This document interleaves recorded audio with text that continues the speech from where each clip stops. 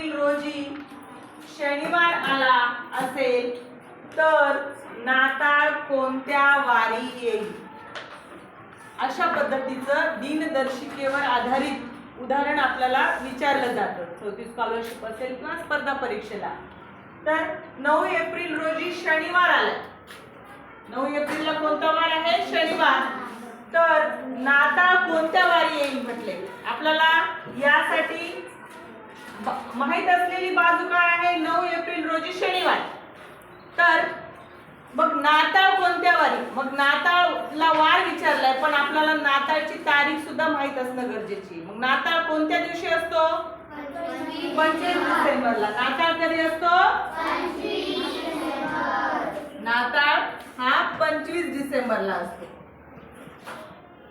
तर माहित असलेली बाब आपल्याला आहे 9 एप्रिल रोजी शनिवार. 9 एप्रिलला कोणता वार आहे? शनिवार. तर पहा आपल्याला काढायचंय काय? नाताळ 25 डिसेंबरला आहे तर वार काढायचंय आपल्याला. मग बघा आता एप्रिल महिन्यामध्ये 9 एप्रिलला शनिवार आहे. मग एप्रिल महिना किती दिवसाचा असतो? एप्रिल किती दिवसाचा असतो? 30 दिवसाचा. मग 30 मधून हे 9 वजा करा. किती राहिले? 21 दिवस. 30 मधून 9 वजा केले किती उरतात? 21 दिवस. त्याच्यानंतर आता खालचे महिने, खालचे एप्रिलच्या नंतर कोणता महिना? मे. आता मे महिन्यामध्ये किती दिवस असतात सांगा? 31. जून मध्ये 30. जुलै मध्ये 31. आता ऑगस्ट मध्ये व्हेरी गुड. सप्टेंबर मध्ये 30. ऑक्टोबर मध्ये 31 आणि नोव्हेंबर मध्ये व्हेरी गुड. आणि डिसेंबर मध्ये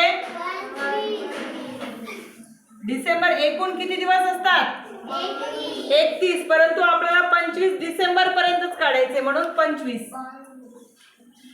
आता यांची सर्वांची बेरीज करून घ्या. यांची सर्वांची काय करून घ्या?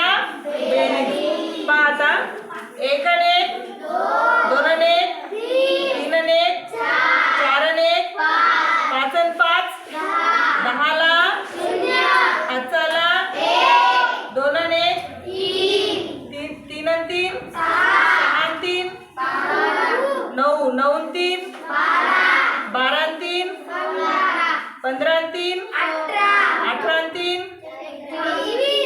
21 आणि 3 24 आणि 3 किती? 24 आणि 3 हा 24 आणि हे 2 आहे तिथे बरं का.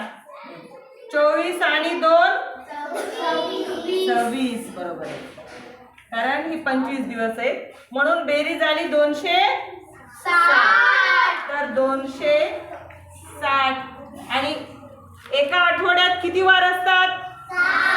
7. म्हणून याला 7 ने भागायचे आपल्याला. मग कारण 7 दिवसांनी तोच वार येतो हे आपण कालच शिकलेले म्हणून 7 ने भागायचे. आता 7 ने आपण या 2 अंकाला भाग घालूयात कारण हा छोटा आहे. तर 7 चा बडा वाचा बरं कितीचा भाग पडतो?